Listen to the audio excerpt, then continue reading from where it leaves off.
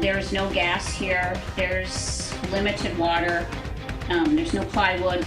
Some Kentucky families on vacation in Florida say they'll be stuck there during Hurricane Matthew. How they're preparing for the powerful storm. Police have released dash cam video of a frightening chase in southern Kentucky. They say the driver tried to hit them with his truck. An abandoned rail line in eastern Kentucky has found new life. How they're now helping many communities.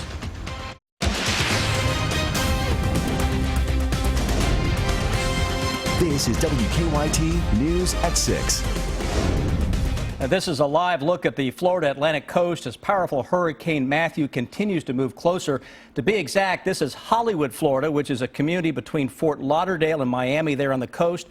Chris Bailey telling us the eye of the storm right now is just northeast of this picture. So, Amber, this is why it looks so calm. It's about 7 miles wide, the eye is itself. Good evening. Hurricane Matthew now stands as a monster Category 4 storm. It's been pushing through the Bahamas all day. Millions of people from Florida to South Carolina have been preparing for the worst. For the very latest on the storm's track, we begin tonight with WKYT Chief Meteorologist Chris Bailey. Yeah, that storm is now getting very close to the coast of Florida, and it continues to be a Category 4 and maybe trying to strengthen just a little more before coming ashore. Here are the outer bands of the storm getting as far to the north now as Daytona, Orlando, and the Jacksonville area, but the greatest concentration of wind going to be right around the center of our storm. And look at that. It is becoming on satellite and radar a buzzsaw-looking hurricane. It is very symmetrical, and that's what we're going to continue to be dealing with. Category 4, 140 miles per hour, barometric pressure 938 millibars. That's way, way down there. It's one of the stronger Atlantic hurricanes ever for the month of October, and I believe it's been a major hurricane for the longest ever for the month of October. That means it's had winds greater than 115 miles an hour. Here we go with Freeport, and something interesting to watch on this. Notice how the eye was heading right toward the island of Freeport, started to sense the island and some friction caused by land, and the eye tries to follow the path of least resistance in the atmosphere. So look at that. It actually tries to dodge the island, and the eye is now heading a little more west of north. So that is a trend we'll watch. Right now, the central dense overcast is really blossoming, and we're noticing that eye wall becoming wrapping those thunderstorms in that were on the northern side of that all the way around on the south side and just about ready to connect on the east side as well. That eye is now approximately 9 miles wide, where you can get clear skies in that, and even radars down there picking up birds that are trapped inside the eye, which is typical in hurricanes. A lot of those, they will follow that path of clear until they can get free of it. But here you see where we are from West Palm Beach over toward the Freeport area. Hurricane warnings up and down the east coast of Florida. That will approach the Fort Pierce area a little later on this evening as a Category 4, and from there will impact parts of Savannah, Hilton Head, and the Charleston area. Brand new computer run is in for that hour-by-hour forecast. 8 o'clock this evening. Now we see more of a westward trend and a landfall that happens around midnight between Fort Pierce and West Palm Beach. That is according to this computer model, which is the highest resolution model that we have out there. And it means it just has the best vision. And look at how that eye then goes right up the coast. By tomorrow morning, it's still not to the Melbourne area.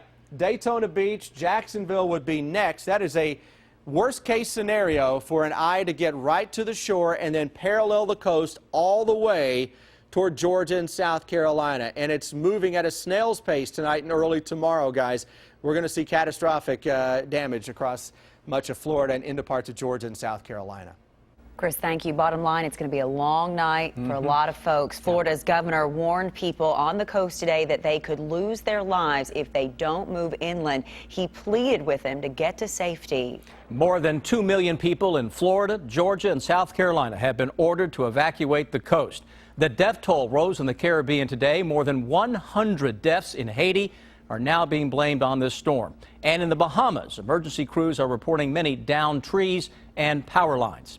Today, we talked to some Central Kentucky families. They're on vacation in Florida and will be riding out the storm there. WKYT's Caitlin Setner continues our top story team coverage. Sunday, Monday, it looked like it was going to come up but then go out to sea. So we're like, we're fine. So we flew in Tuesday and then everything changed. The Minor family was supposed to be on a girls' trip in Cocoa Beach, but Hurricane Matthew's route quickly ruined plans. There's no gas here. There's limited water.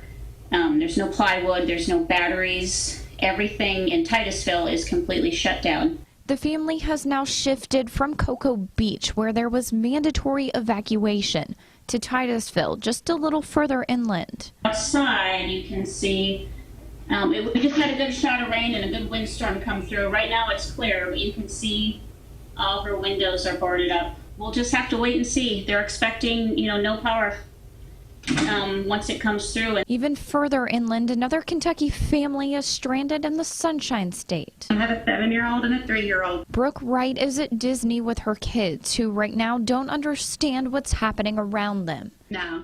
As of 5 o'clock Thursday, the park is shut down. Everybody's trying to stay calm because we're still so far inland. They said that they're bringing some cast members and stuff to the hotels to keep the kids entertained. Wright's family will ride this out in Orlando while the Miners hunker down in Titusville. I thought this was kind of funny. We cleared out her closet so that in case it gets really bad, we will hunker down in here. We don't know what we'll wake up to tomorrow. It could be maybe not so bad or it could be terrible.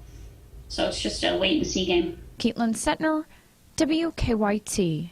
Well, once the hurricane passes, some people from Kentucky will be heading to Florida to lend a helping hand. Dozens of volunteers with Kentucky Baptist Disaster Relief are leaving this weekend. WKYT's Victor Puente tells us how they'll be helping in the Sunshine State. This group expects to prepare thousands of meals a day. They'll not only be feeding those who live in the affected areas, but also those coming from across the country to provide aid. As Hurricane Matthew approaches, the volunteers with the Southern Baptist Disaster Relief Team aren't sure yet where they'll end up. They know it'll be somewhere in northern Florida, but they aren't leaving Kentucky until the storm passes to see where they'll be most needed and to avoid becoming part of those needing help. One of those volunteers tells me they expect to take between 50 and 60 people when they head out Sunday. Even if the individuals' homes are not damaged to the point where they're not livable, quite often with storms of this magnitude, you have a lot of power outages, so people are not able to prepare food. Stinson is leaving from First Baptist Church in Richmond, but other volunteers will be coming from all over the state. This isn't their first disaster relief. Stinson says he's seen dozens of efforts, including Hurricane Sandy, the tornado in West Liberty, and flooding in West Virginia. That faith without works is dead, is basically what the scripture says. So it's putting our faith into action, putting the feet and hands to what we believe as faith is go out and help folks in need. Stinson tells me that once that kitchen is in place and operating, they'll be making up to 15,000 meals a day. In Madison County, Victor Puente, WKYT. Hurricane Matthew coverage continues tonight on the CBS Evening News. Scott Pelley will anchor from West Palm Beach, Florida. You'll also find updates about the storm on our website, WKYT.com, and of course, the WKYT News app. Police claim he put them in danger. They arrested a man they say led them on a wild chase and tried to hit some of the police officers with his truck. 24-year-old Brandon Stinnett now faces multiple charges following the chase last night in Whitley County. WKYT's Phil Pendleton obtained police dash cam video that shows parts of the chase. Up here, you can see how narrow this road is. Williamsburg Police Chief Wayne Bird was looking at dash cam video this morning, and he let us take a peek as well. The moment he says he and others was lucky to survive. The suspect tops the hill, and he's already probably at speeds of 70, 75 miles an hour, and he just accelerates when he sees us. Bird says they had to dive out of the way when 24-year-old Brandon Stinnett flew by them and not stopping when the blue lights and sirens were turned on following about a 17-mile chase. That's how it ended. It began when the truck with no lights or plates pulled up to a house at the center of a theft investigation in Canada Town. And I've been in a lot of crazy situations, but this was by far the worst. You see what the speed limit here is on Log Cabin Road. Police say that Brandon Stinnett was going at least 3 times that fast all along this roadway. Stinnett faces multiple counts of attempted murder of officers and civilians. One lady got trapped on the roadway as the roadblock was being set up. So I get out and I'm screaming and yelling to her to run, get out of her vehicle and run. By this time, it's too late. Byrd says 3 shots were fired at the truck as it went by and then crashed. None of the officers or the lady trapped in the car was hit or hurt. We're really not clear as to why he ran. We know that when we took him into custody, he was in possession of methamphetamine, crystal meth, ice. Chief Byrd says he has never had to fire his weapon before, and he says he hopes he never has to again. In Whitley County, Phil Pendleton, WKYT.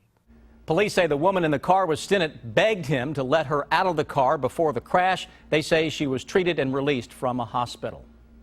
They were once used for trains, but an old rail line in eastern Kentucky now has a new use that's helping nearby communities. That's next on WKYT News at 6. For decades, trains have roared through the hillsides of eastern Kentucky. And now 3 counties have taken some of those abandoned rail lines and turned them into trails where people can walk, run, or ride a bike. The rails to trails have become a source of pride, an economic shot in the arm, and a place to unwind. The fog is still thick on an early morning drive on the Mountain Parkway. 90 minutes from Lexington, we turn onto Route 7 in Magoffin County and stop at the trailhead for the Dawkins Line Rail Trail. This was originally used for the lumber mill, and then it was used, of course, Chesapeake coal headed in between those times. The rails are gone, but the path the trains took still take you deep into some of Kentucky's most beautiful land. Victoria Doucette and others who live near the town of Royalton fought hard for their vision. Through grants and state funding, the rail line was transformed into a trail of beauty and adventure. I think a lot of people take a lot of pride in this now through just thinking of people that come from other states to visit their area. Besides, they just really like using the trail themselves. There's lots of people that ride or hike this trail locally 3 and 4 times a week. Local people like Sheila Poe, who we met resting on a trail bench. I love it because of the nature, peace and quiet, and it's just stress-free. I walk on it, ride bikes on it, jog on it. She's witnessed the fitness benefits. Definitely one of the best. I have lost 40 pounds in 3 months using this trail. And I come here for privacy because where I'm heavier, you know, heavier people don't want to be seen out in public jogging. So I come here and it's private. And it's just, like I said, it's really peaceful. The 18 miles cross bridges, snake through woods and fields, pass by rock walls, and include an old train tunnel. So here we are inside the tunnel, and I got to tell you, it's amazing. It's about 15 or 20 degrees, or at least it feels like that, cooler than the outside. So it's natural air conditioning on a hot summer, fall, or even a spring day. It's just so refreshing. 750 feet long. To think that decades ago, trains went right through this tunnel. We're told that much of the credit for this trail goes to a former First Lady. It's been a great opportunity to bring new business, to develop the economy in those 3 counties around the tourist trade. We have found that people come from all over. Local people, you know, it lets them see what a future they have, that people would take their time to come to Royalton on a vacation or spend their days off from work to come here. Be a great day to be on that trail today, as a matter of fact. The Dawkins Line Rail Trail goes through Magoffin, Johnson, and Breathitt counties. Another part of the trail that has even a longer tunnel is not finished just yet. Now, your hour-by-hour forecast with Chief Meteorologist Chris Bailey. Great story, and a lot of folks, I'm sure, are out on the trail right now, and why not? Absolutely gorgeous weather showing up across central and eastern Kentucky. No matter where your trail leads you, enjoy life this evening. Let's look outside and see what we have going on. Take you into southeastern Kentucky, Breathitt County, where you've got some fall colors showing off. Blue skies over top. Blue skies across the Lexington area as well, and temperatures this afternoon hitting the low 80s in a lot of cases. 70s this evening will quickly drop after sundown into the mid and upper 60s by 11 o'clock. Defender Radar Network, it is calm across the Bluegrass State. To our west, though, we've got a lot of action. Look at all the tornado warnings that are out for parts of Kansas now.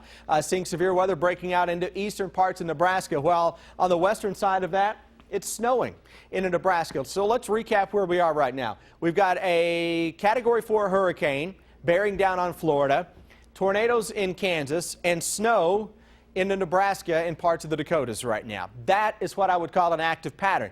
Couldn't tell it by the weather across Kentucky because while the overall pattern is fairly active, we're kind of stuck in between the action. And that means fairly dry weather, though that front to our west will bring some cooler changes into town.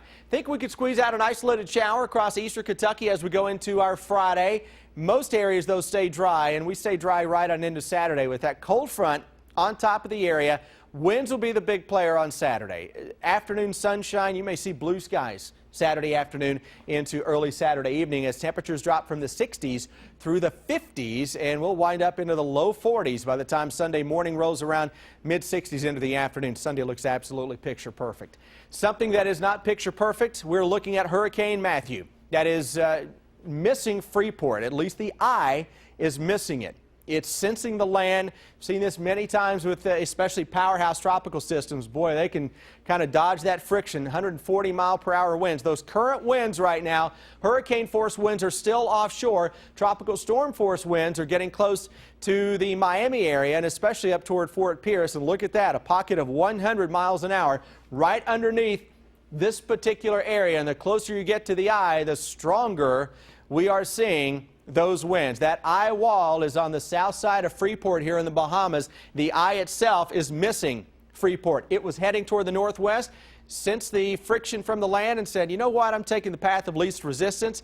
That is off to my west and northwest. And from there, the track on that will go toward West Palm or up to the north toward the Melbourne area as we go into later this evening and through the overnight. Hurricane warnings extend all the way up the coast to Charleston. Look at this. Over the next couple of days, the next several days, it's going to do a loop. May head back toward where it is starting. Here's an hour-by-hour forecast showing you how this storm does try to come ashore. This is a computer model. By midnight or shortly thereafter, north of the West Palm Beach area, continues up the coast. And I've got another computer model I'll show you really quickly that just backs that up. This is a completely different model, but it takes the eye wall right on top of the Port St. Lucie area and then toward Melbourne, Titusville, and Daytona, hugging the coast all the way to Jacksonville and maybe Savannah. Nice weather around here. I feel guilty talking about our nice weather when so many folks are going to be suffering over the next few days, guys. All right. Thank you, Chris. Just ahead, we will hear from Mark Stoops. Stoops saying his team is healthy considering it is Game 6 coming up, and you'll hear what he had to say just a little while ago about Vanderbilt. And Wenyen Gabriel bloomed late, but now at 6:10, he brings a ton to the table as he arrives at Kentucky. Sports is next.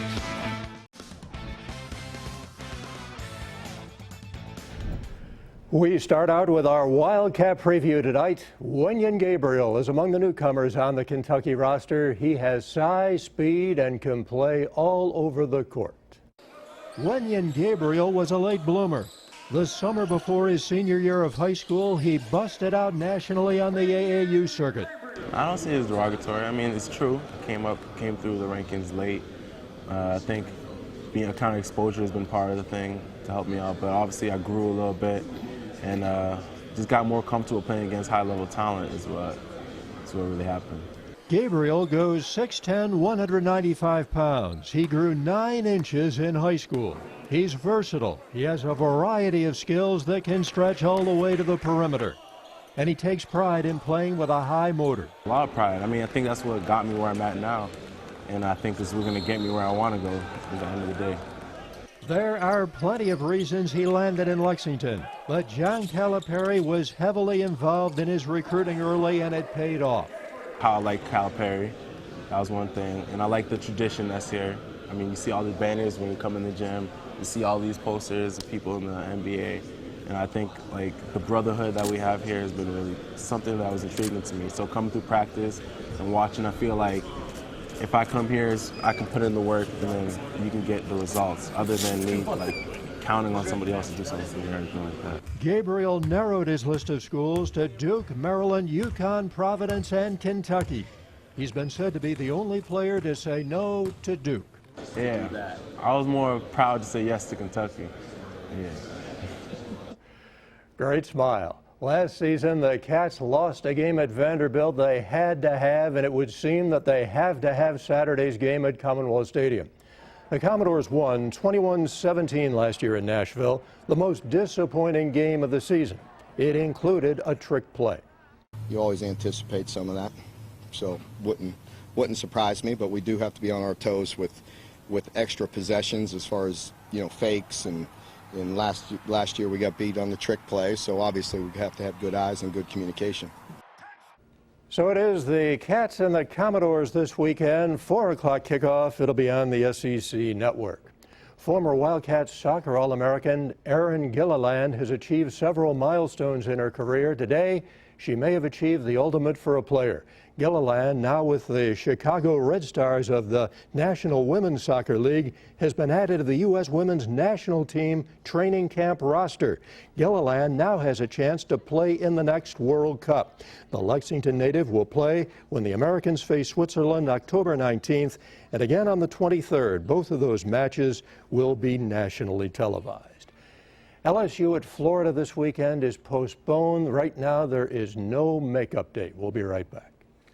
Chris, you've got a lot to be watching tonight for us, yeah, right? Coming up here on the CW at 6:30, we're going to go in depth on this monster. That is Hurricane Matthew getting close to the Florida Atlantic coast right now. Live on the CW Lexington right now.